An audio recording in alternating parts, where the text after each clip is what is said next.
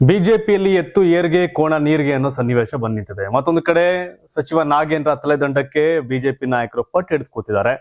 ತಮಿಳುನಾಡು ಮುಖ್ಯಮಂತ್ರಿ ವಿಜಯ್ ವಿರುದ್ಧ ಡಿಕೆ ಶಿವಕುಮಾರ್ ತೊಡೆ ತಟ್ಟಿದ್ದಾರೆ. ಇನ್ನೊಂದಷ್ಟು ರಾಜ್ಯ ದೇಶದ ಪ್ರಮುಖ ಸುದ್ದಿಗಳನ್ನ ನೋಡುವಂತ ಸಮಯ. ಒಬ್ಬ ಬಿಜೆಪಿ ಮೇಲೆ ಹೇಳಿದ್ದಾರೆ, ನೀವು ಒಂದೇ ಮಾತ್ರನ್ನ ಒಪ್ಪಲ್ಲ ಆಡಲ್ಲ ಅಂದ್ರೆ ಬುಟ್ಟೋಗಿ ದೇಶನ, ಇದು ನಮ್ ದೇಶ ಅಂತ ಹೇಳವ್ರೆ. ಅದ್ಯಾರು ಏನು ಎತ್ತ ಅಂತ ಸಂಪೂರ್ಣವಾಗಿ ಸುದ್ದಿಯಲ್ಲಿ ನೋಡೋಣ. ರಾಜ್ಯ ದೇಶ ವಿದೇಶದ ಪ್ರಮುಖ 10 ಸುದ್ದಿಗಳನ್ನ ನೋಡುವಂತ ಸಮಯ. ಪ್ರೈಮ್ ಟೈಮ್ ನ್ಯೂಸ್ಗೆ ಸ್ವಾಗತ. ನಾನು ಶಿವಕುಮಾರ್. ಅದಕ್ಕಿಂತ ಮುಂಚಿತವಾಗಿ ನೀವು ನಮ್ಮ ಕರ್ನಾಟಕ ಟಿವಿನ ಯೂಟ್ಯೂಬ್ ಅಲ್ಲಿ ಸಬ್ಸ್ಕ್ರೈಬ್ ಮಾಡಿಲ್ಲ ಅಂದ್ರೆ ಈ ಕೂಡಲೇ ಸಬ್ಸ್ಕ್ರೈಬ್ ಮಾಡಿ ನಮಗೆ ಸಪೋರ್ಟ್ ಮಾಡಿ ಅಂತ ಕೇಳ್ಕೊತೀನಿ. ಬಿಜೆಪಿ ರಾಜ್ಯಾಧ್ಯಕ್ಷ ವಿಜಯೇಂದ್ರ ರಣತಂತ್ರಕ್ಕೆ ಸ್ವಪಕ್ಷೀಯರಿಂದಲೇ ಶಾಕ್. ಎಸ್, ಮಹರ್ಷಿ ವಾಲ್ಮೀಕಿ ಪರಿಶಿಷ್ಟ ಪಂಗಡಗಳ ಅಭಿವೃದ್ಧಿ ನಿಗಮದ ಬಹುಕೋಟಿ ಹಗರಣದ ಆರೋಪ ಎದುರಿಸುತ್ತಿರುವ ಬಿ ನಾಗೇಂದ್ರ ಅವರಿಗೆ ಮತ್ತೆ ಸಚಿವ ಸಂಪುಟದಲ್ಲಿ ಸ್ಥಾನ ನೀಡಿರುವುದನ್ನು ವಿರೋಧಿಸಿ ವಿಪಕ್ಷ ಬಿಜೆಪಿ ಹೋರಾಟ ತೀವ್ರಗೊಳಿಸಿದೆ. ಈ ವಿಷಯವಾಗಿ ವಿಧಾನಸಭೆ ಸ್ಪೀಕರ್ ನೇತೃತ್ವದಲ್ಲಿ ನಡೆದ ಸಮಿತಿ ಸಭೆಯಲ್ಲೂ ಬಿ ನಾಗೇಂದ್ರ ಅವರ ಸಚಿವ ಸ್ಥಾನದ ವಿಚಾರವಾಗಿ ಯಾವುದೇ ಒಮ್ಮತ ಮೂಡದ ಹಿನ್ನೆಲೆಯಲ್ಲಿ ಸಚಿವರ ರಾಜೀನಾಮೆಗೆ ಬಿಜೆಪಿ ನಾಯಕರು ತೀವ್ರ ಪಟ್ಟು ಹಿಡಿದಿದ್ದಾರೆ. ವಿಪಕ್ಷಗಳ ಈ ಬೇಡಿಕೆನ ರಾಜ್ಯ ಸರ್ಕಾರ ಸ್ಪಷ್ಟವಾಗಿ ತಳ್ಳಿ ಹಾಕಿದೆ. ಸಚಿವ ಬಿ ನಾಗೇಂದ್ರ ಅವರ ರಾಜೀನಾಮೆ ಪಡೆಯುವ ಪ್ರಶ್ನೆಯೇ ಇಲ್ಲ ಅಂತ ಸರ್ಕಾರ ಸ್ಪಷ್ಟಪಡಿಸಿದ್ದು, ನಿಯಮಾನುಸಾರ ನೋಟಿಸ್ ನೀಡಿ ಸದನದಲ್ಲಿ ಚರ್ಚೆ ನಡೆಸುವಂತೆ ಬಿಜೆಪಿಗೆ ಸೂಚಿಸಿದೆ. ಈ ಮೂಲಕ ವಿಪಕ್ಷಗಳ ಒತ್ತಡಕ್ಕೆ ಮಣಿಯೋದಿಲ್ಲ ಎಂಬ ಖಡಕ್ ಸಂದೇಶವನ್ನ ಸರ್ಕಾರ ರವಾನಿಸಿದೆ. ನಾಗೇಂದ್ರ ರಾಜೀನಾಮೆಗೆ ಒತ್ತಾಯಿಸಿ ಬೃಹತ್ ಪಾದಯಾತ್ರೆ ನಡೆಸಲು ಸಜ್ಜಾಗಿದ್ದ ರಾಜ್ಯ ಬಿಜೆಪಿ ಹೋರಾಟ ಬಹುತೇಕ ಕ್ಯಾನ್ಸಲ್ ಎನ್ನಲಾಗ್ತಾ ಇದೆ. ಪಕ್ಷದ ಆಂತರಿಕ ವಲಯದಲ್ಲಿ ಒಮ್ಮತ ಮೂಡದ ಕಾರಣ ಉದ್ದೇಶಿತ ಪಾದಯಾತ್ರೆಯನ್ನ ಕೈಬಿಡಲು ಬಿಜೆಪಿ ನಾಯಕರು ನಿರ್ಧರಿಸಿದ್ದಾರೆ ಎನ್ನಲಾಗಿದೆ. ರಾಯಚೂರು ಜಿಲ್ಲೆಯ ದೇವದುರ್ಗದಿಂದ ಬಳ್ಳಾರಿಯವರೆಗೆ ಪಾದಯಾತ್ರೆ ನಡೆಸಿ ಸರ್ಕಾರದ ವಿರುದ್ಧ ಜನಾಭಿಪ್ರಾಯ ರೂಪಿಸಲು ಬಿಜೆಪಿ ರಾಜ್ಯಾಧ್ಯಕ್ಷ ಬಿವೈ ವಿಜಯೇಂದ್ರ ಅವರ ನೇತೃತ್ವದಲ್ಲಿ ಬೃಹತ್ ರಣತಂತ್ರ ರೂಪಿಸಲಾಗಿತ್ತು.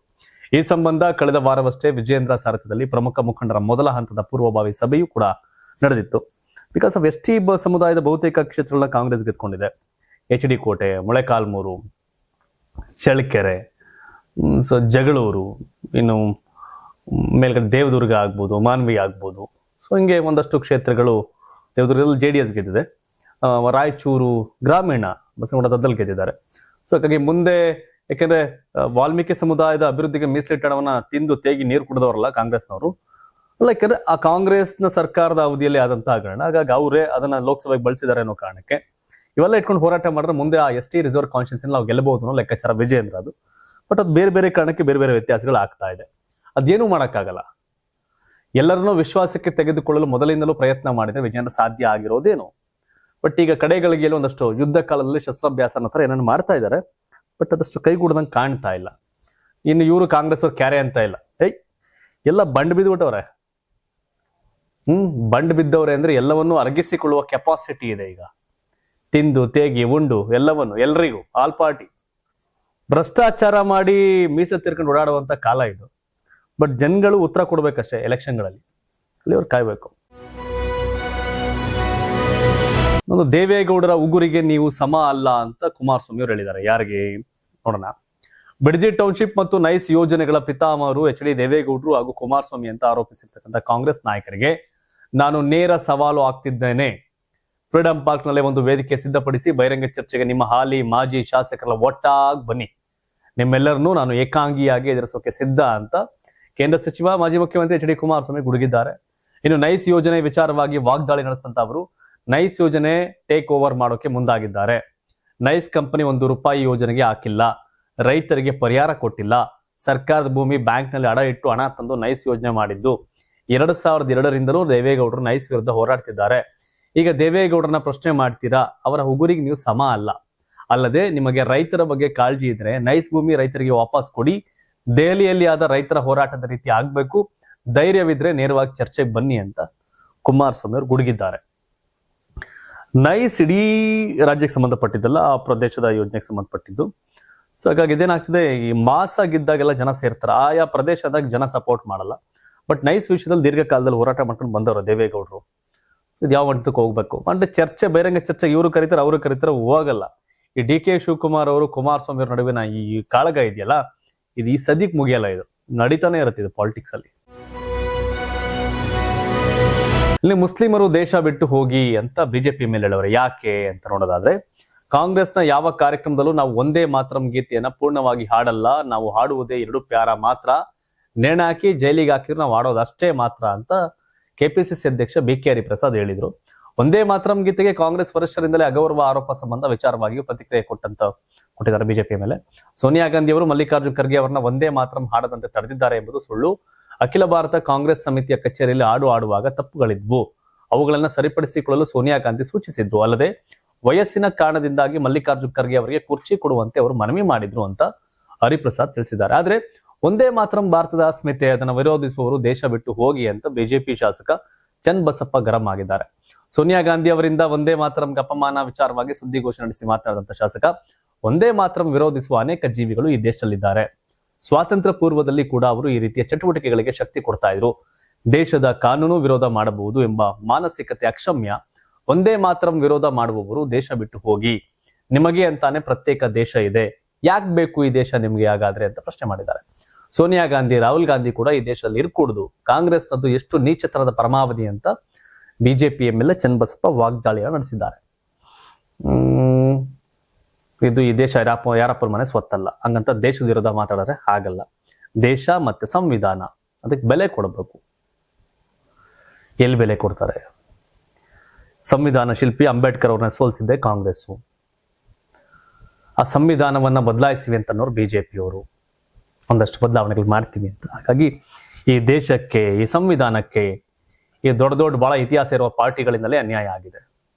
ಅಷ್ಟೇ. ಇವ್ರ ರಾಜಕೀಯ ತೀಟೆ ತೆಲು ಕೆಲವರು ಮಾತಾಡ್ತಿರ್ತಾರೆ. ಸಂವಿಧಾನ ಶಿಲ್ಪಿ ಅಂಬೇಡ್ಕರ್ ಅವ್ರನ್ನ ವಿನಾಯವಾಗಿ ನಡ್ಸ್ಕೊಂಡಿದ್ದು, ಸೋಲಿಸಿದ್ದು ಕಾಂಗ್ರೆಸ್. ಪದೇ ಪದೇ ಸಂವಿಧಾನ ಬದಲಾವಣೆ ಬಗ್ಗೆ ಮಾತನಾಡಿ ತಗ್ಲಾಕೊಂಡು ಟೀಕೆ ಟಿಪ್ಪಣಿ ಒಳಗಾಗೋದು ಬಿಜೆಪಿಯವರು. ಹಾಗಾಗಿ ದೇಶ ವಿರುದ್ಧವಾಗಿ ಎಲ್ಲರದ್ದು ಕಾಂಟ್ರಿಬ್ಯೂಷನ್ ಬಹಳ ಇದೆ ನೆಗೆಟಿವ್.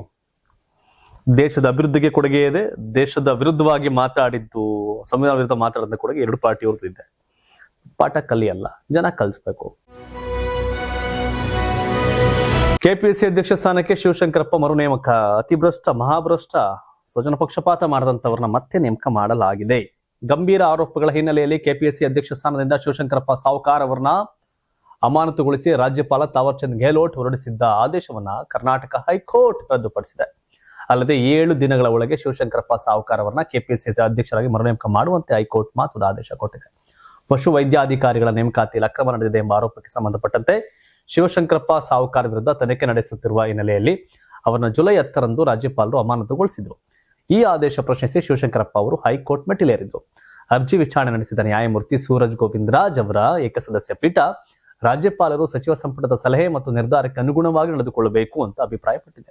ಶಿವಶಂಕರಪ್ಪ ಅವರನ್ನು ಅಮಾನತುಗೊಳಿಸುವಂತೆ ಸಚಿವ ಸಂಪುಟದಿಂದ ನಿರ್ದಿಷ್ಟ ಸಲಹೆ ಅಥವಾ ಶಿಫಾರಸು ಮಾಡಲಾಗಿರಲಿಲ್ಲ ಎಂಬ ಅಂಶವನ್ನ ನ್ಯಾಯಾಲಯ ಗಮನಿಸಿದೆ. ಶಿವಶಂಕರಪ್ಪ ಪರ ಹಿರಿಯ ವಕೀಲ ಅರುಣ್ ಶ್ಯಾಮ್ ವಾದ ಮಂಡಿಸಿದ್ರು. ಸಚಿವ ಸಂಪುಟದ ಘಟನೋತ್ತರ ಅನುಮೋದನೆ ಕಾನೂನುಬದ್ಧವಲ್ಲ ಅಂತ ಅವರು ವಾದಿಸಿದ್ರು. ವಾದ ಪ್ರತಿವಾದ ಆಲಿಸಿದ ಬಳಿಕ ಹೈಕೋರ್ಟ್ ರಾಜ್ಯಪಾಲರ ಅಮಾನತ ಆದೇಶವನ್ನು ರದ್ದುಪಡಿಸಿದೆ. ಶಿವಶಂಕರಪ್ಪ ಸಾವ್ಕಾರ್ ವಿರುದ್ಧ ಕೇಳಿ ಬಂದಿರತಕ್ಕಂಥ ಆರೋಪಗಳು ಸತ್ಯವೇ ಅಥವಾ ಸುಳ್ಳೇ ಎಂಬುದರ ಕುರಿತು ನ್ಯಾಯಾಲಯ ಯಾವುದೇ ತೀರ್ಪನ್ನು ಕೊಟ್ಟಿಲ್ಲ ಅಂತ ಸ್ಪಷ್ಟಪಡಿಸಿದೆ. ಜೊತೆಗೆ ಪುತ್ರಿಯರ ನೇಮಕಾತಿಗೆ ಸಂಬಂಧಿಸಿದ ಯಾವುದೇ ನಿರ್ಧಾರ ಕೈಗೊಳ್ಳದಂತೆ ಕೆಪಿಎಸ್ಸಿಗೆ ಸೂಚಿಸಿದೆ. ಹೀಗಾಗಿ ಅಮಾನತು ಆದೇಶ ರದ್ದಾದ ಬೆನ್ನಲ್ಲೇ ಶಿವಶಂಕರಪ್ಪ ಸಾವ್ಕಾರ್ ಮತ್ತೆ ಕೆಪಿಎಸ್ಸಿ ಅಧ್ಯಕ್ಷ ಸ್ಥಾನಕ್ಕೆ ಮರಳುವ ದಾರಿ ಸುಗಮವಾಗಿದೆ. No comments. ಅಲ್ಲಿ ನೀಟ್ ಪರೀಕ್ಷೆ ಸಂಬಂಧಪಟ್ಟಂಗೆ ದೇಶದಲ್ಲಿ ದಂಗೆ ಹೇಳುತ್ತೆ, ದೆಹಲಿಯಲ್ಲಿ ಒಬ್ಬ ಮಂತ್ರಿನ ಬಲಿ ಪಡೆಯುತ್ತೆ ಕೆಪಿಎಸ್ಸಿ. ಈಗೇನೋ 75,000 ಹುದ್ದೆ 72,000 ಭರ್ತಿ ಮಾಡ್ತಾವೆ ಡಿ ಕೆ ಶಿವಕುಮಾರ್. ಬಟ್ ಬರೀ ಇಂಥ ಲಾಬಿ ಮಾಡ್ಕೊಂಡು ಭ್ರಷ್ಟಾಚಾರ ಮಾಡ್ಕೊಂಡು ನಿಂತಿರೋ ವಿರುದ್ಧ ಈಗ ಯಾಕೆ ನಿಲುವು ಅಂತ ಒಂದು ಸ್ವಲ್ಪ ಕಾಡುತ್ತೆ. ಬಿಜೆಪಿಯ ಪರವಾಗಿ ಸದಾ ವಾದ ಮಂಡಿಸುವ ಅರುಣ್ ಶ್ಯಾಮ್ ಅವರು ಯಾಕೆ ಇವ್ರ ಪರವಾಗಿ ವಾದ ಮಾಡೋರು ಅನ್ನೋ ಕೂಡ ಟೀಕೆ ಟಿಪ್ಪಣಿಗಳಿದೆ. ಇದು ಲಕ್ಷಾಂತರ ಕೆಪಿಎಸ್ಸಿ ಸರ್ಕಾರಿ ಹುದ್ದೆಗಳು ಪಡ್ಕೋಬೇಕು ಅನ್ನೋರ ಕನಸಿಗೆ ಕೊಳ್ಳಿ ಇಟ್ಟಂತೆ. ಆ ಸಿಟ್ಟಿಗೆ ಮತ್ತಷ್ಟು ತುಪ್ಪ ಸುರಿದಂಗೆ ಅರುಣ್ ಶ್ಯಾಮ್ ಅವರು ಇದು ಮಾಡ್ಬೇಕಾದ್ರೆ ನಾನು, ಯಾಕಂದ್ರೆ ಲೈಕ್ ಅರುಣ್ ಶ್ಯಾಮ್ ಬಹಳಷ್ಟು ಕೇಸ್ಗಳನ್ನ ವಾದ ಮಾಡ್ತಾರೆ, ದೊಡ್ಡ ಪ್ರಬಲ ಇದನ್ನ. ಯಾಕೆ ಇವ್ರ ಪರವಾಗಿ ವಾದ ಮಾಡೋರು ಅಂತ ಅನ್ಸತ್ತೆ ನನ್ಗಷ್ಟೇ. ನೆಕ್ಸ್ಟ್ ಮುಂದೆ ಹೋಗೋಣ. ತಮಿಳರ ಹತ್ಯಾಕಾಂಡ ಎಂದ ವಿಜಯ್ಗೆ ಡಿ ಕೆ ಶಿವಕುಮಾರ್ ತಿರುಗೇಟು ಕೊಟ್ಟಿದ್ದಾರೆ. ಚಾಮರಾಜನಗರದ ಹನೂರು ಎನ್ಕೌಂಟರ್ ಪ್ರಕರಣಕ್ಕೆ ಸಂಬಂಧಪಟ್ಟಂತೆ ಪ್ರತಿಕ್ರಿಯಿಸಿದ್ದ ತಮಿಳುನಾಡು ಮುಖ್ಯಮಂತ್ರಿ ವಿಜಯ್ ಅವರು ಇದು ತಮಿಳರ ಹತ್ಯಾಕಾಂಡ ಅಂತ ಕಟುವಾಗಿ ಟೀಕಿಸಿದ್ರು. ಇದಕ್ಕೆ ಮುಖ್ಯಮಂತ್ರಿ ಡಿ ಕೆ ಶಿವಕುಮಾರ್ ಅವರು ತೀಕ್ಷ್ಣವಾಗಿ ಪ್ರತಿಕ್ರಿಯಿಸಿದ್ದಾರೆ. ನಮ್ಮ ರಾಜ್ಯದ ಕಾನೂನು ಸುವ್ಯವಸ್ಥೆ ವಿಚಾರದಲ್ಲಿ ತಲೆ ಹಾಕಬೇಡಿ ಅಂತ ಡಿ ಕೆ ಶಿವಕುಮಾರ್ ಗುಡುಗಿದ್ದಾರೆ. ಹನೂರು ಘಟನೆ ಕುರಿತು ಭಾನುವಾರ ತಮಿಳುನಾಡು ಮುಖ್ಯಮಂತ್ರಿ ವಿಜಯ್ ಟ್ವೀಟ್ ಮಾಡಿದ್ದಾರೆ. ಕರ್ನಾಟಕದ ಚಾಮರಾಜನಗರ ಜಿಲ್ಲೆಯ ಹನೂರು ತಾಲೂಕಿನ ತಮಿಳಿಗರೆ ವಾಸಿಸುವ ಗ್ರಾಮದ ಆಂಟೋನಿ ಸ್ವಾಮಿ, ಜಾನ್ ರೋಸ್ ಪೀಟರ್ ಮತ್ತು ಕುಮಾರ್ ಆಗಸ್ಟ್ 15ರಂದು ಅರಣ್ಯ ಅಧಿಕಾರಿಗಳ ಗುಂಡಿನ ದಾಳಿಗೆ ಬಲಿಯಾಗಿದ್ದು ಹೃದಯ ವಿದ್ರಾವಕ ಘಟನೆ. ಈ ಹತ್ಯಾಕಾಂಡವನ್ನು ನಾನು ಅತ್ಯಂತ ಬಲವಾಗಿ ಖಂಡಿಸ್ತೇನೆ. ಘಟನೆ ಕುರಿತು ಕರ್ನಾಟಕದ ಅರಣ್ಯ ಅಧಿಕಾರಿಗಳು ನೀಡಿರ್ತಕ್ಕಂಥ ಹೇಳಿಕೆ ಸ್ವೀಕಾರವಲ್ಲ ಅಂತ ವಿಜಯ್ ಪೋಸ್ಟ್ ಮಾಡಿದ್ರು. ಈ ಕುರಿತು ಮುಖ್ಯಮಂತ್ರಿ D K Shivakumar Hanur shootout ಪ್ರಕರಣದಲ್ಲಿ ಮೃತಪಟ್ಟ 3 ತಮಿಳಿಗರಾಗಿದ್ದು, ಹೀಗಾಗಿ ತಮಿಳುನಾಡು ಸಿಎಂ ಹಾಗೂ ಇತರೆ ಪಕ್ಷದವರು ಕೂಡ ಅರಣ್ಯ ಇಲಾಖೆ ಅಧಿಕಾರಿಗಳ ಎನ್ಕೌಂಟರ್ನ ಖಂಡಿಸಿದ್ರು. ವಿಜಯ್ ಟೀಕೆಗೆ ತಿರುಗೇಟು ನೀಡಿದ್ದಾರೆ. ಸಿಎಂ ರಾಜ್ಯಗಳ ಆಡಳಿತ ಹಾಗೂ ಕಾನೂನು ಸುವ್ಯವಸ್ಥೆ ವಿಚಾರಗಳಲ್ಲಿ ಇತರೆ ರಾಜ್ಯಗಳು ಮಧ್ಯಪ್ರವೇಶ ಮಾಡಬಾರದು ಅಂತ ಸ್ಪಷ್ಟಪಡಿಸಿದ್ದಾರೆ. ಇದು ಸಂಯುಕ್ತ ರಚನೆ. ಯಾವುದೇ ರಾಜ್ಯ ಇನ್ನೊಂದು ರಾಜ್ಯದ ಆಡಳಿತದಲ್ಲಿ ಹಸ್ತಕ್ಷೇಪ ಮಾಡಬಾರದು. ನಾನು ತಮಿಳುನಾಡು ವಿಚಾರದಲ್ಲಿ ತಲೆ ಹಾಕಿಲ್ಲ. ನಮ್ಮ ರಾಜ್ಯದ ರಕ್ಷಣೆ ಹೇಗೆ ಮಾಡಬೇಕು ನಮಗೆ ಗೊತ್ತಿದೆ ಅಂತ ಡಿ ಕೆ ಶಿವಕುಮಾರ್ ಟಾಂಗ್ ಕೊಟ್ಟಿದ್ದಾರೆ. ಸಿಎಂ ವಿಜಯ್ ಹೇಳಿಕೆಗೆ ನಾನು ಪ್ರತಿಕ್ರಿಯೆ ನೀಡೋದಿಲ್ಲ ಅಂತ ಡಿ ಕೆ ಶಿವಕುಮಾರ್ ಅವರು ತಮಿಳುನಾಡು ನಾಯಕರು ಅವರ ಕೆಲಸ ಮಾಡ್ಲಿ, ನಮ್ಮ ಕೆಲಸ ನಾವು ಮಾಡ್ತೀವಿ ಅಂತ ಹೇಳಿದ್ದಾರೆ. ಹೌದು, ವೀರಪ್ಪನಲ್ಲ ಅವ್ರು ಶೂಟ್ ಮಾಡಕ್ಕೆ, ಆದ್ರೆ ಅಲ್ಲಿ ಕಾಡಿನಲ್ಲಿ ಬೇಟೆ ಆಡಕ್ಕೆ ಹೋಗಿದ್ರು. ದಾಳಿಗೆ ಪ್ರತಿ ದಾಳಿ ಅನ್ನೋದನ್ನ ನಮ್ಮ ಅರಣ್ಯ ಇಲಾಖೆಯವ್ರು ಹೇಳ್ತಾವ್ರೆ. ಕಳ್ಳರನ್ನ ಕಳ್ಳರು ಅಂತ ನೋಡಿ. ಕಳ್ಳರನ್ನ ತಮಿಳ, ಕನ್ನಡಿಗ, ಮರಾಠಿ, ಮುಸ್ಲಿಂ, ಹಿಂದೂ, ಒಕ್ಲಿಗ, ಲಿಂಗಾಯತ ಅಂತ ನೋಡಬೇಡಿ. ಕೆಟ್ಟದ್ದು ಮತ್ತು ಒಳ್ಳೆಯದು ಅಂತ 2 ಜಾತಿಗಳವೆ. ಒಳ್ಳೆ ಜಾತಿ, ಒಳ್ಳೆ ಜನಗಳು, ಒಳ್ಳೆ ಜಾತಿ, ಕೆಟ್ಟ ಜನ, ಕೆಟ್ಟ ಜಾತಿ, ಆ ತರದ ವಿಂಗಡಣೆ ಮಾಡಿ. ಅದು ಬಿಟ್ಟು ತಮಿಳು, ಕನ್ನಡ, ಮರಾಠಿ, ಹಿಂದಿ ಭಾಷೆ ತಂದು ಯಾಕೆ ಬೇಳೆ ಬೇಯಿಸಿರಿ ಅಂತ. ಅವ್ರು ಒಳ್ಳೆಯವರಾಗಿದ್ರೆ ಯಾವ ಭಾಷೆಯವರಾದ್ರೇನು, ಕೆಟ್ಟವರಾಗಿದ್ರೆ ಕನ್ನಡ ಯಾರಾದ್ರೆ ಏನಂತ ಇಲ್ಲೋ ಕತೆ ಆಯ್ತಲ್ಲ. ಸೊ ಇದನ್ನ ವಿಜಯ್ ಇಂದ ನಿರೀಕ್ಷೆ ಮಾಡಿರ್ಲಿಲ್ಲ. ಬಟ್ ವಿಜಯ್ ಅವ್ರಿಗೆ ಕರೆಕ್ಟ್ ಆಗಿ ಡಿ ಕೆ ಶಿವಕುಮಾರ್ ಉತ್ತರವನ್ನು ಕೊಟ್ಟಿದ್ದಾರೆ ಅಷ್ಟೇ. ತಮ್ಮ ಅಭಿಪ್ರಾಯ ಏನು? ಈ ಹತ್ಯಾಕಾಂಡ, ಈ ಶೂಟೌಟ್ ವಿಚಾರದಲ್ಲಿ ತನಿಖೆಗಳಾಗ್ಲಿ, ಆದ್ರೆ ಅವ್ರ ತಮಿಳಿಗ, ಕನ್ನಡ, ಈ ರೀತಿಯ ರಾಜಕಾರಣ ಮಾಡೋದು ಎಷ್ಟು ಮಟ್ಟಿಗೆ ಸರಿ? ನಿಮ್ಮ ಅಭಿಪ್ರಾಯನ ಕಾಮೆಂಟ್ ಮಾಡಬಹುದು. ಸಚಿವರ ರಾಜೀನಾಮೆಗೆ ಅಶೋಕ್ ಪಟ್ಟು.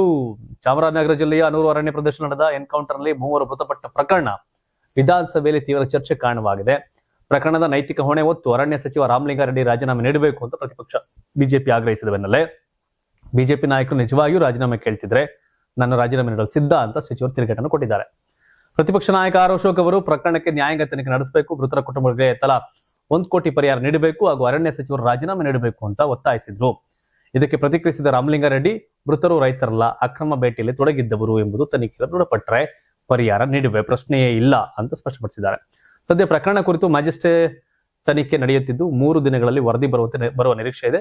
ವರದಿಯನ್ನ ವಿಧಾನಸಭೆಯಲ್ಲಿ ಮಂಡಿಸಲಾಗುವುದು. ಬಳಿಕ ಅಗತ್ಯವಿದ್ರೆ ಮುಖ್ಯಮಂತ್ರಿಯವರೊಂದಿಗೆ ಚರ್ಚಿಸಿ ಮುಂದಿನ ಕ್ರಮ ಕೈಗೊಳ್ಳಲಾಗುವುದು ಅಂತ ತಿಳಿಸಿದರು. ಆಗಸ್ಟ್ 14ರಂದು ಅಕ್ರಮ ಬೇಟೆಯ ಮಾಹಿತಿ ಬಂದ ಹಿನ್ನೆಲೆ ಅರಣ್ಯಕ್ಕೆ 2 ತಂಡಗಳನ್ನ ಕಳಿಸಲಾಗಿತ್ತು. ಬೆಳಗಿನ ಜಾವ ಶಂಕಿತರು ಸಿಬ್ಬಂದಿ ಮೇಲೆ ದಾಳಿ ಮಾಡಲು ಮುಂದಾದ ಹಿನ್ನೆಲೆಯಲ್ಲಿ ಆತ್ಮರಕ್ಷಣೆಗಾಗಿ ಗುಂಡು ಹಾರಿಸಲಾಯಿತು ಅಂತ ಸಚಿವರು ಸದನಕ್ಕೆ ಮಾಹಿತಿ ಕೊಟ್ಟಿದ್ದಾರೆ. ಘಟನಾ ಸ್ಥಳದಿಂದ 2 ನಾಡ ಬಂದೂಕುಗಳು, ಅಡುಗೆ ಸಾಮಗ್ರಿಗಳು, ಚಾಕು, ಮಸಾಲೆ ಪದಾರ್ಥಗಳು ಹಾಗೂ ಮಾಂಸ ಸೇರಿದಂತೆ ಹಲವು ವಸ್ತುಗಳನ್ನು ವಶಪಡಿಸಿಕೊಳ್ಳಲಾಗಿದೆ ಅಂತ ಹೇಳಿದ್ರು. ಗಾಯಗೊಂಡ 3 ಆಸ್ಪತ್ರೆಗೆ ಕರೆದೊಯ್ದು ಚಿಕಿತ್ಸೆ ಫಲಿಸದೆ ಮೃತಪಟ್ಟಿದ್ದಾರೆ ಅಂತ ವಿವರಿಸಿದ್ರು. ಅರಣ್ಯ ಸಿಬ್ಬಂದಿ ತಪ್ಪಿಸಗಿರುವುದು ತನಿಖೆಯಲ್ಲಿ ಸಾಬೀತಾದ್ರೆ ಕಠಿಣ ಕ್ರಮ ಕೈಗೊಳ್ಳಲಾಗುವುದು ಅಂತ ರಾಮಲಿಂಗಾರೆಡ್ಡಿ ಭರವಸೆ ಕೊಟ್ಟರು. ಆದ್ರೆ ಪ್ರತಿಪಕ್ಷ ಸದಸ್ಯರು ನ್ಯಾಯಾಂಗ ತನಿಖೆಗೆ ಪಟ್ಟು ಹಿಡಿದಿದ್ದು ಪ್ರಕರಣ ರಾಜಕೀಯ ಸಂಘರ್ಷಕ್ಕೂ ಕಾರಣವಾಗಿದೆ. ಅಶೋಕ್ ಪದ್ಮನಾಭನಗರ ಬಿಟಿಎಂ ಅಕ್ಕಪಕ್ಕ 89ರಿಂದ MLA ರಾಮಲಿಂಗಾರೆಡ್ಡಿ ಅವರು, ಜಯನಗರ ಮತ್ತೆ ಬಿಟಿಎಂ. ನೀವೇ ಸಾಮ್ರಾಟ್ ಅಶೋಕ್ ಬೆಂಗಳೂರಿಗೆ. ಅವ್ರನ್ನ ಮಾತಾಡೋರೆ ನಿಜವಾಗಿಯೂ ರಾಜೀನಾಮೆ ಕೇಳರೆ ಕೊಡ್ತೀನಿ ಬಿಜೆಪಿಯವರು ಅಂತ. ಬೆಂಗಳೂರಿನ ಸಾಮ್ರಾಟ್ ಅಶೋಕ್ ಅವರು ಬಿಟಿಎಂ ಅಲ್ಲಿ ಸೋಲ್ಸಕ್ಕಾಲಿಲ್ಲ ಅವ್ರನ್ನಪ್ಪ ರಾಮಲಿಂಗಾರೆಡ್ಡಿ ಅವ್ರನ್ನ ಎಲೆಕ್ಷನ್ ಅಲ್ಲಿ. ಯಾರ್ಯಾರು ಹೆಂಗ್ ಅಡ್ಜಸ್ಟ್ಮೆಂಟ್ ಮಾಡ್ಕೊಂಡು ರಾಜಕಾರಣ ಮಾಡ್ತಾವ್ರೆ ಅಂತ ಗೊತ್ತು. ರಾಜೀನಾಮೆ ಯಾಕೆ? ರಾಜಕಾರಣದಲ್ಲಿ ಸೋಲ್ಸೋ ಅವಕಾಶ ಇದ್ರೆ ಯಾಕೆ ಸೋಲ್ಸಿಲ್ಲ? ರಣರಂಗದಲ್ಲಿ ಸೋಲಿಸುವ ಅವಕಾಶಗಳಿದ್ದರೂ ಯಾಕೆ ಒಬ್ರನ್ನೊಬ್ರು ಸೋಲ್ಸಿಲ್ಲ? ರಾಮಲಿಂಗಾರೆಡ್ಡಿ ಹೇಳೋರಲ್ಲ ನಿಜವಾಗಿಯೂ ರಾಜೀನಾಮೆ ಕೇಳರೆ ಕೊಡ್ತೀನಿ ಅಂತ. ಅಂದ್ರೆ ಯಾವ ಮಟ್ಟಿಗೆ ಅಡ್ಜಸ್ಟ್ಮೆಂಟ್ ಪಾಲಿಟಿಕ್ಸ್ ಇರ್ಬೇಕು ನಿಮ್ದು ಲೆಕ್ಕ ಹಾಕಿ. ಅದ್ ಹೆಂಗ ಆ ಕಡೆಗಿರ್ಲಿ ಸೆಕೆಂಡ್ರಿ. ನೀವು ಈ ಪ್ರಕರಣದಲ್ಲಿ ಕಳ್ಳರನ್ನು ಸಾಯಿಸಿದ್ರು ಯಾಕೆ ನೀವು ನಮ್ಮ ರಾಜೀನಾಮೆ ಕೇಳ್ತೀರಿ? ಒಳ್ಳೆ ಕಥೆ ಆಯ್ತಲ್ಲ. ಅವ್ರೇನಾರ ಹೋರಾಟಗಾರರು ನಿಜವಾದ್ರಾಗಿರೋ ನೋಡೋಣ ಅಂತ ಹೇಳವ್ರೆ. ಬಟ್ ತನಿಖೆ ಆಗ್ಲಿ, ಕಾಯಿರಿ. ಅದಕ್ಕೆ ನಿಮ್ಮ ಅಡ್ಜಸ್ಟ್ಮೆಂಟ್ ಯಾವ ರೇಂಜಿಗೆ ಐತೆ ಅಂತ ಗೊತ್ತಾಗುತ್ತೆ. ನಿಜವಾಗಿಯೂ ರಾಜೀನಾಮೆ ಕ್ಲಿಯರ್ ಕೊಡ್ತೀನಿ ಅಂತ ಅವ್ರು ಹೇಳವ್ರೆ. 89ರಿಂದ ಅವನ್ನ ಸೋಲ್ಸಕ್ಕಾಗಲಿಲ್ಲ ನಿಮ್ಮ ಕೈಲಿ, ಬಿಜೆಪಿ ಅವ್ರ ಕೈಲಿ. ನೀವೇ ಸಾಮ್ರಾಟ್, ನಾನೇ ಬೆಂಗಳೂರು ಕಿಂಗ್ ಅಂತೀರಪ್ಪ. ಯಾಕೆ ಸೋಲ್ಸಕ್ಕಾಗಲ್ಲ? ಬಿಟಿಎಂ ಅಲ್ಲಿ ಲೋಕಸಭೆಯಲ್ಲಿ ಬಿಜೆಪಿ ಲೀಡ್ ಆಗುತ್ತೆ, ವಿಧಾನಸಭೆ ಅವ್ರು ಗೆಲ್ತಾರಲ್ಲಿ. ಅಶೋಕ್ ಅಂಡ್ ರಾಮಲಿಂಗಾರೆಡ್ಡಿ ಅವರು ರಾಜಕಾರಣ. ಹಾಗಾಗಿ ರಾಜಕೀಯ ಹೇಳೋರು ನಿಜವಾಗ್ಲೂ ರಾಜೀನಾಮೆ ಕೇಳ್ತಾರೆ, ಕೊಡ್ತೀನಿ ಅಂತ ಹೇಳೋರು ರಾಮಲಿಂಗಾರೆಡ್ಡಿ ಅವರು. ಆರ್ ಅಶೋಕ್ ಸದನದಲ್ಲಿ ಹುಲಿ, ಅಖಾಡದಲ್ಲಿ Hanur encounter, Vijay versus DK Shivakumar ಸಮರ. ನಾವಾಗಲೇ ನೋಡಿದ್ ಏನೇನ್ ಕತೆ ಅಂತ, ಅವ್ರದ್ದು ಇದಾಗಿತ್ತು. ಈಗ ವಿಜಯ್ ಇದಿಷ್ಟೇ ಅಲ್ಲ, ಈಗ ಮೂವರ ಮೃತರ ಕುಟುಂಬಕ್ಕೆ ತಲಾ 10 ಲಕ್ಷ ರೂಪಾಯಿ ಪರಿಹಾರ ಕೊಟ್ಟವ್ರೆ. ನೆರೆ ರಾಜ್ಯದ ಸರ್ಕಾರ ಘೋಷಿಸಿದೆ 5 ಲಕ್ಷ ನಮ್ಮ ಸ್ಟೇಟ್ ಅವ್ರು ಕೊಟ್ಟವ್ರೆ. ತಮಿಳುನಾಡು ಸರ್ಕಾರ 10 ಲಕ್ಷ, ಲೋಕಲ್ MLA JDS ನ ಮಂಜುನಾಥ್ 10 ಲಕ್ಷ. ಒಟ್ಟು ಆ ಕುಟುಂಬಕ್ಕೆ ಈಗ 25 ಲಕ್ಷ ಪರಿಹಾರ ಸಿಕ್ತಂಗಾಗಿದೆ. ಸೊ DMK ಮತ್ತು ADMK ಮುಖಂಡರು ತಮಿಳುನಾಡು ಸದನದಲ್ಲಿ ಪ್ರಸ್ತಾಪ ಮಾಡಿದ್ರು. ಈಗ ಮೃತರ ಕುಟುಂಬಕ್ಕೆ ತಲಾ 10 ಲಕ್ಷ ಪರಿಹಾರ ನೀಡೋದಾಗಿ ಅರಣ್ಯ ಸಚಿವ ರಂಜಿತ್ ಕುಮಾರ್ ಘೋಷಣೆ ಮಾಡಿದ್ದಾರೆ ತಮಿಳುನಾಡಲ್ಲಿ. ಕರ್ನಾಟಕ ಸರ್ಕಾರವು ಪ್ರಕರಣವನ್ನು CBIಗೆ ವಹಿಸಬೇಕು ಅಂತ ಆಗ್ರಹ ವ್ಯಕ್ತವಾಗಿದೆ. ಮೃತರೆಲ್ಲರೂ ತಮಿಳುನಾಡು ಮೂಲದವರು. ಮೆಟ್ಟೂರು ಜಲಾಶಯ ನಿರ್ಮಾಣದಿಂದ ಅನೂರ್ನಲ್ಲಿ ಅವರು ವಾಸವಿದ್ದು ಅವರೆಲ್ಲ ತಮಿಳರು, ಅವರ ರಕ್ಷಣೆ ಆಗಬೇಕು ಎಂಬ ಅಭಿಪ್ರಾಯಗಳು ಸದನದಲ್ಲಿ ವ್ಯಕ್ತವಾಗಿದೆ. ಅರಣ್ಯಾಧಿಕಾರಿಗಳು ಬಿಡುಗಡೆ ಮಾಡಿದ ಫೋಟೋಗಳಲ್ಲಿ ಸ್ಟಿಕ್ಕರ್ ತೆಗೆಯದ ಹೊಸ ಚಪ್ಪಲಿ ಇರುವ ಬಗ್ಗೆಯೂ ಚರ್ಚೆಯಾಗಿದೆ. ಮೃತರ ಕುಟುಂಬಕ್ಕೆ 1 ಕೋಟಿ ರೂಪಾಯಿ ಪರಿಹಾರ ನೀಡಬೇಕು ಮತ್ತು ಈ ಬಗ್ಗೆ CBI ತನಿಖೆ ಆಗಬೇಕು ಅಂತ ಶಾಸಕರು ಆಗ್ರಹಿಸಿದ್ದಾರೆ. ಮತ್ತೊಂದೆಡೆ ಚಾಮರಾಜನಗರ ಜಿಲ್ಲೆ ಹನೂರು ತಾಲೂಕಿನ ತೋಮಿಯಾರ್ಪಾಳ್ಯಕ್ಕೆ ತಮಿಳುನಾಡಿನ ಮಾಜಿ ಶಾಸಕರ ತಂಡ ಭೇಟಿ ನೀಡಿದೆ. ತೋಮಿಯಾರ್ಪಾಳ್ಯದ ಚರ್ಚ್ನಲ್ಲಿ ನಡೆದ ಸಂಬಂಧ ಸಭೆಯನ್ನು ನಡೆಸಲಾಗಿದೆ. ತಮಿಳರ ಹತ್ಯೆಯಾಗಿದೆ ಎಂದು ಉಲ್ಲೇಖಿಸಿ ಘಟನೆಯನ್ನು ಖಂಡಿಸಿ Tamil Nadu CM Vijay ex post ಮಾಡಿದ್ದ ಹಿನ್ನೆಲೆ ಮಹತ್ವದ ಬೆಳವಣಿಗೆ ನಡೆದಿದೆ. ಎಸ್, CBI ಅದೊಂಥರ BJP ಏಜೆನ್ಸಿ ಅಂತ ಕರೀತಾರಪ್ಪ ಕಾಂಗ್ರೆಸ್ ಅವರು. ಆದ್ರೆ ತಮಿಳುನಾಡಲ್ಲಿರೋದು ಕಾಂಗ್ರೆಸ್ ಮೈತ್ರಿಕೂಟದ ಸರ್ಕಾರ. TVKಗೆ ಕಾಂಗ್ರೆಸ್ ಬೆಂಬಲ ಕೊಟ್ಟು ಕಾಂಗ್ರೆಸ್ ಮೈತ್ರಿಕೂಟದ ಸರ್ಕಾರ ಐತೆ. ತಮಿಳುನಾಡು ಕಾಂಗ್ರೆಸ್ನ ಮೈತ್ರಿಕೂಟದವರು CBI ಮೇಲೆ ನಂಬಿಕೆ ಐತಿ, ನಮ್ಮ ಕರ್ನಾಟಕ ಸ್ಟೇಟ್ ಪೊಲೀಸ್ ಮೇಲೆ ನಂಬಿಕೆ ಇಲ್ಲ. ಈ ಕರ್ನಾಟಕ ಕಾಂಗ್ರೆಸ್ ಇವ್ರು ಅಡ್ಜಸ್ಟ್ ಮಾಡ್ಕೋಬೇಕು. ಇಲ್ಲ CBI ಅಂದ್ರೆ ಮರ್ಯಾದೆ ಹೋಗುತ್ತೆ ನಮ್ದು, ನೀವು ಹಂಗೆ ಹೇಳಕ್ ಹೋಗ್ಬೇಡಿ. ನಮ್ಮ ತಮಿಳುನಾಡು ಕೇರಳ ಪೊಲೀಸರು ಸೇರಿ ತನಿಖೆ ಮಾಡೋಣ ಅನ್ಕೋಬೇಕು. CBIನ ವಿರೋಧ ಮಾಡ್ತಾರೆ ಕಾಂಗ್ರೆಸ್ ಅವರು ಕರ್ನಾಟಕದಲ್ಲಿ. ತಮಿಳುನಾಡಿನ ಕಾಂಗ್ರೆಸ್ ನೇತೃತ್ವದ TVK CBI ಕೊಡಿ ಅಂತ ಕೇಳ್ತಾರೆ. ಒಳ್ಳೆ ಡ್ರಾಮಾಗಳು ಗುರು ಇವೆಲ್ಲ. 2027 ವಿಧಾನಸಭೆ ಎಲೆಕ್ಷನ್ಗೆ BJP ಬಿಗ್ ಪ್ಲಾನ್. ಅಂದ್ರೆ ನಮ್ಮ ಕರ್ನಾಟಕದ 28ಕ್ಕೆ 27ಕ್ಕೆ UP ಸೇರಿದಂಗೆ ಗುಜರಾತ್ ಎಲೆಕ್ಷನ್ ಇದೆ, ಪಂಜಾಬ್ ಅಲ್ಲಿ. ಈಗ ನೂತನ ರಾಜ್ಯ ಉಸ್ತುವಾರಿ ಹಾಗೂ ಸಹ ಉಸ್ತುವಾರಿಗಳನ್ನು ನೇಮಕ ಮಾಡಿ ಭಾರತೀಯ ಜನತಾ ಪಾರ್ಟಿಯ ರಾಷ್ಟ್ರೀಯ ಅಧ್ಯಕ್ಷ ನಿತಿನ್ ನಬೀನ್ ಅವರು ಅಧಿಕೃತ ಆದೇಶ ಹೊರಡಿಸಿದ್ದಾರೆ. 2027ರಲ್ಲಿ 3 ರಾಜ್ಯಗಳಲ್ಲಿ ವಿಧಾನಸಭೆ ಚುನಾವಣೆ ನಡೆಯುತ್ತೆ. ಉತ್ತರ ಪ್ರದೇಶದ ರಾಜ್ಯ ಉಸ್ತುವಾರಿ ಹೊಣೆಯನ್ನ ರಾಜ್ಯಸಭಾ ಸಂಸದ ವಿನೋದ್ ತಾವ್ಡೆ ಅವರಿಗೆ ನೀಡಲಾಗಿದೆ. ಜಗದೀಶ್ ಈಶ್ವರ ಬಾಯಿ ಪಟೇಲ್ ಅವರಿಗೆ ಸಹ ಉಸ್ತುವಾರಿ ಹೊಣೆ ಕೊಡಲಾಗಿದೆ. ರಾಜ್ಯಸಭಾ ಸಂಸದ ಸತೀಶ್ ಪುನಿಯಾ ಅವರು ಪಂಜಾಬ್ ಹಾಗೂ ರಾಜ್ಯಸಭಾ ಸಂಸದ ತರುಣ್ ಚುಗ್ ಅವರು ಗುಜರಾತ್ನ ಉಸ್ತುವಾರಿಯಾಗಿ ನೇಮಕಗೊಂಡಿದ್ದಾರೆ. ಈ ಹೊಸ ನೇಮಕಾತಿಗಳು ತಕ್ಷಣದಿಂದಲೇ ಜಾರಿಗೆ ಬರಲಿವೆ. ಇತರ ರಾಜ್ಯಗಳ ಉಸ್ತುವಾರಿಗಳ ನೇಮಕವನ್ನ ಶೀಘ್ರದಲ್ಲೇ ಮಾಡಲಾಗುವುದು ಅಂತ BJP ತಿಳಿಸಿದೆ. ನಮ್ದು 28ಕ್ಕೆ ಎಲೆಕ್ಷನ್. ರಾಧಾ ಮೋಹನ್ ದಾಸ್ ಅಗರ್ವಾಲ್ ಇದ್ದಾರೆ, ಅವ್ರನ್ನ ಕಿತ್ತು ಬೇರೆಯವ್ರನ್ನ ಯಾರೋ ತರ್ತಾರೆ ಅಂತಿದೆ. ಈ ಮೊನ್ನೆ ಮಂತ್ರಿಗಿರಿಯಿಂದ ಕೆಳಗಡೆ ಇಳಿದಂತಹ ಧರ್ಮೇಂದ್ರ ಪ್ರಧಾನ್ ಹೆಸರು ಓಡ್ತಿತ್ತು, ನೋಡಿಲ್ಲ. ಇನ್ನು ನಮ್ಮ ಏನೇನು ಬದಲಾವಣೆ ಮಾಡ್ತಾರೋ BJP ಅವ್ರು ನೋಡ್ಬೇಕೀಗ. ಅಭಿಜಿತ್ ದೀಪ್ಗೆ ಅಸಲಿ ಮುಖ ಬಯಲಾಗಿದೆ ಅಂತ ಹೇಳ್ತಾವ್ರು. ಏನದು? ಕಳೆದ ಕೆಲ ದಿನಗಳ ಹಿಂದೆ ನೀಟ್ ಪರೀಕ್ಷೆಯಲ್ಲಿ ನಡೆದ ಅಕ್ರಮವನ್ನು ವಿರೋಧಿಸಿ ಕಾಕ್ರೋಚ್ ಜನತಾ ಪಾರ್ಟಿ ನೇತೃತ್ವದಲ್ಲಿ ದೆಹಲಿಯ ಜಂತರ್ ಮಂತರ್ನಲ್ಲಿ ಪ್ರತಿಭಟನೆ ನಡೆದಿತ್ತು. CJP ಸ್ಥಾಪಕ ಅಭಿಜಿತ್ ದೀಪ್ಗೆ ನಾಯಕತ್ವದಲ್ಲಿ ಈ ಹೋರಾಟ ನಡೆದಿದ್ದು, ಕೇಂದ್ರ ಸರ್ಕಾರ ಈ ಪ್ರತಿಭಟನೆಗೆ ಬೆಲೆ ಕೊಟ್ಟು ಪರೀಕ್ಷೆಯಲ್ಲಿ ಅನೇಕ ಬದಲಾವಣೆಗಳನ್ನು ತಂದಿದೆ. ಈಗ ಈ ಪ್ರತಿಭಟನೆ ಹಾಗೂ ಅಭಿಜಿತ್ ದೀಪ್ಗೆ ಬಗ್ಗೆ ಕೇಂದ್ರ ಸಂಸದೀಯ ಸಚಿವ ಕಿರಣ್ ರಿಜಿಜು ವ್ಯಕ್ತಪಡಿಸಿರುವಂತಹ ಅಭಿಪ್ರಾಯ ಈಗ ಎಲ್ಲೆಡೆ ವೈರಲ್ ಆಗ್ತಿದೆ. ಜಂತರ್ ಮಂತರ್ನಲ್ಲಿ ನಡೆದ ಪ್ರತಿಭಟನೆ ಬಗ್ಗೆ ಮಾಧ್ಯಮಗಳೊಂದಿಗೆ ಮಾತನಾಡಿದಂತ ಸೆಂಟ್ರಲ್ ಮಿನಿಸ್ಟರ್ ಕಿರಣ್ ರಿಜಿಜು, ಆ ಅಭಿಜಿತ್ ದೀಪ್ಗೆ ವಿದ್ಯಾರ್ಥಿ ಅಲ್ಲ, ಅವನೊಬ್ಬ ಆಮ್ ಆದ್ಮಿ ಪಕ್ಷದ ಕಾರ್ಯಕರ್ತ ಅಂತ ಭಾಗದಲ್ಲಿ ನಡೆಸಿದ್ದಾರೆ. ವಿದ್ಯಾರ್ಥಿಗಳ ಸಮಸ್ಯೆಗಳ ಕುರಿತು ಪ್ರಶ್ನೆ ಮಾಡುವುದು, ಹೋರಾಟ ಮಾಡುವುದು ತಪ್ಪಲ್ಲ. ಆದ್ರೆ ಈ ಅಭಿಜಿತ್ ದೀಪ್ಗೆ ವಿದ್ಯಾರ್ಥಿ ನಾಯಕ ಅಂತ ಒಪ್ಪಿಕೊಳ್ಳಲು ಸಾಧ್ಯವಿಲ್ಲ ಅಂತ ಹೇಳಿದ್ದಾರೆ. ಅವನು ಹುಟ್ಟಿದ್ದು ಮಹಾರಾಷ್ಟ್ರದಲ್ಲಿ, ವಿದ್ಯಾಭ್ಯಾಸ ಮಾಡಿದ್ದು ಅಮೆರಿಕದಲ್ಲಿ, ಈಗ ಹೋರಾಟ ಮಾಡಿದ್ದು ದೆಹಲಿಯಲ್ಲಿ. ಅವನು ಕೇವಲ ಆಮ್ ಆದ್ಮಿ ಕಾರ್ಯಕರ್ತ. ಅದನ್ನ ಬಿಟ್ಟು ಅವನನ್ನ ವಿದ್ಯಾರ್ಥಿ ನಾಯಕ ಎಂದೆಲ್ಲ ಸಂಬೋಧಿಸುವುದು ಸರಿಯಲ್ಲ ಅಂತ ಹೇಳಿದ್ದಾರೆ. ಜಂತರ್ ಮಂತರ್ನಲ್ಲಿ ಮೊದಲು ವಿದ್ಯಾರ್ಥಿಗಳೇ ಪ್ರತಿಭಟನೆ ಮಾಡ್ತಿದ್ರು. ನಂತರ ಈ ಬಳಗಕ್ಕೆ ಕೆಲ ವಿದೇಶ ವಿರೋಧಿ ಶಕ್ತಿಗಳು ಸೇರ್ಕೊಂಡ್ವು. ನಂತರ ಈ ಪ್ರತಿಭಟನೆಯನ್ನು ಆಮ್ ಆದ್ಮಿ ಪಕ್ಷ ಹೈಜಾಕ್ ಮಾಡ್ಕೊಂತು. ಪ್ರತಿಭಟನಾ ವೇದಿಕೆಯನ್ನೇರಿ ಪ್ರಧಾನಿಗಳಿಗೆ, ಅವರ ಕುಟುಂಬ ವರ್ಗದವರಿಗೆ ಬೈತಾ ದೇಶ ವಿಭಜಕ ಶಕ್ತಿಗಳಿಗೆ ಜೈಕಾರ ಹಾಕಲಾಯಿತು. ಆದ್ರೆ BJP ಜಂಜಿಗಳ ಆವೇಗ ಮತ್ತು ಆಕ್ರೋಶವನ್ನ ಅರಿಯುವಲ್ಲಿ ಸಫಲವಾದ ಹಿನ್ನೆಲೆ ಮಾತುಕತೆ ಮೂಲಕ ಪರಿಹಾರ ಕಂಡುಕೊಂಡಿದ್ದೇವೆ ಎಂದು ರಿಜಿಜು ತಿಳಿಸಿದ್ದಾರೆ. ಆಮ್ ಆದ್ಮಿನಲ್ಲ ಆಗಲಿ, ಕಾಂಗ್ರೆಸ್ ಆಗಲಿ, ಕಮ್ಯುನಿಸ್ಟ್ ಪಾರ್ಟಿನರ ಆಗಲಿ, ಆತನ ಹೋರಾಟಕ್ಕೆ ನೀವು ಧರ್ಮೇಂದ್ರ ಪ್ರಧಾನ್ ಬಲಿ ಪಡ್ಕೊಂಡ್ರ ಇಲ್ವಾ ರಾಜೀನಾಮೆನ? ಏನ್ ಈಗ ನಿಮ್ ಪಾರ್ಟಿಲಿರೋ ಸೋಮಣ್ಣೆ ನಿಮ್ ಪಾರ್ಟಿಲಿದ್ರೆ ಅಲ್ಲಿ ಕಾಂಗ್ರೆಸ್ ಜನತಾ ಪರಿವಾರ, ಈಗ BJP ಇಲ್ವೇ? ಬೈಜಯಂತ್ ಪಾಂಡ BJD ಬಂದಿಲ್ವ ನಿಮ್ ಪಾರ್ಟಿಗೆ? ಬಿಹಾರದಲ್ಲಿ ನಿಮ್ಮ BJP ಮುಖ್ಯಮಂತ್ರಿ RJD ಇರಲ್ವೇನು?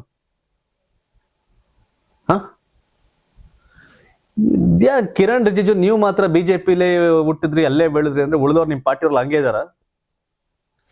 ಯಾಕೆ ಹಿಂಗೆ? ಹಾಗಾದ್ರೆ ಆಮ್ ಆದ್ಮಿ ಪಾರ್ಟಿನ ಯಾವ ಪಾರ್ಟಿನ? ಒಬ್ಬ ಮಂತ್ರಿನ ಕಾಂಗ್ರೆಸ್ ಕೈಲಿ ಆಗಿರ್ಲಿಲ್ಲಪ್ಪ. ಒಬ್ಬ ಹೋರಾಟ ಏನೋ ಕಾಕ್ರೋಚ್ ಜನತಾ ಪಾರ್ಟಿ ಅಂತ ಕಟ್ಕೊಂಡು ನಿಮ್ಮ ಮಂತ್ರಿ ಬಲಿ ಪಡ್ದಪ್ಪ, ರಾಜೀನಾಮೆ ಪಡ್ಕೊಂಡ್ರ ಒಪ್ಕೋಬೇಕು. ಅದ್ ಯಾವ್ದೋ ಇಲ್ದಿರೋ ಕಥೆಗಳು ಹೇಳ್ತೀರಾ. ತಪ್ಪುಗಳು ತಿಳ್ಕೊಂಡು ಮುಂದಕ್ಕೆ ಹೋದ್ರೆ ಜನ ಜೊತೆಗಿರ್ತಾರೆ, ಗಾಂಚಲಿ ಮಾಡಿದ್ರೆ ಮನೆ ಕಳಿಸ್ತಾರೆ. ಅಮೆರಿಕಾದಲ್ಲೂ ಭಾರತದ ಮಾಡೆಲ್ ಬರಲಿ ಟ್ರಂಪ್. ಓಹೋ, ಅದ್ಯಾವ್ದಪ್ಪ ಮಾಡೆಲ್? ಅಮೆರಿಕದ ಅಧ್ಯಕ್ಷ ಡೊನಾಲ್ಡ್ ಟ್ರಂಪ್ ಭಾರತದ ಚುನಾವಣಾ ವ್ಯವಸ್ಥೆಯನ್ನ ಶ್ಲಾಘಿಸಿದ್ದು, ಅಮೆರಿಕದ ಚುನಾವಣೆಗಳಲ್ಲಿ ಪೌರತ್ವ ಮತ್ತು ಮತದಾರರ ಗುರುತಿನ ಪುರಾವೆಗಳನ್ನು ಕಡ್ಡಾಯಗೊಳಿಸುವ ಸೇವ್ ಅಮೆರಿಕ ಕಾಯ್ದೆಯನ್ನು ಅಂಗೀಕರಿಸಬೇಕು ಅಂತ ಕರೆ ಕೊಟ್ಟಿದ್ದಾರೆ. ಟ್ರೂತ್ ಸೋಷಿಯಲ್ ಮೀಡಿಯಾದಲ್ಲಿ ಪೋಸ್ಟ್ನಲ್ಲಿ ಟ್ರಂಪ್ ಭಾರತದ ಮುಖ್ಯ ಚುನಾವಣಾ ಆಯುಕ್ತ ಜ್ಞಾನೇಶ್ ಕುಮಾರ್ ಅವರ ಇತ್ತೀಚಿನ ಸಂಭಾಷಣೆಯನ್ನ ಉಲ್ಲೇಖಿಸಿದ್ದಾರೆ. ಭಾರತದಲ್ಲಿ ಮತದಾರರಿಗೆ ಫೋಟೋ ಗುರುತಿನ ಚೀಟಿ ಬಳಸುವ ವಿಚಾರವನ್ನು ಟ್ರಂಪ್ ಪ್ರಸ್ತಾಪಿಸಿದ್ದಾರೆ. ಮಾನ್ಯವಾದ ಫೋಟೋ ಐಡಿ ಇಲ್ಲದೆ ನೀವು ಅಮೆರಿಕದಲ್ಲಿ ಚುನಾವಣೆಗಳನ್ನ ನಡೆಸಲು ಹೇಗೆ ಸಾಧ್ಯ ಎಂದು ನಮ್ಮ ಆಡಳಿತವನ್ನ ಭಾರತದ ಮುಖ್ಯ ಚುನಾವಣಾ ಆಯುಕ್ತ ಜ್ಞಾನೇಶ್ ಕುಮಾರ್ ಕೇಳಿದ್ದಾರೆ ಎಂದು ಟ್ರಂಪ್ ತಿಳಿಸಿದ್ದಾರೆ. ಕಳೆದ ಸಾರ್ವತ್ರಿಕ ಚುನಾವಣೆಯನ್ನು ಉಲ್ಲೇಖಿಸಿದ ಟ್ರಂಪ್, ಭಾರತದ ಕಳೆದ ಚುನಾವಣೆಯಲ್ಲಿ 64,60,00,000 ಮತದಾರರಿದ್ದರು. 1% ಕಡಿಮೆ ಜನರು ಮೇಲ್ ಮೂಲಕ ಮತ ಚಲಾಯಿಸಿದ್ದಾರೆ. ಅಲ್ಲಿ ಪ್ರತಿಯೊಬ್ಬ ಮತದಾರರು ಮಾನ್ಯ ಫೋಟೋ ಗುರುತಿನ ದಾಖಲೆಗಳನ್ನು ಹೊಂದಿರಲೇಬೇಕು ಅಂತ ಹೇಳಿದ್ದಾರೆ.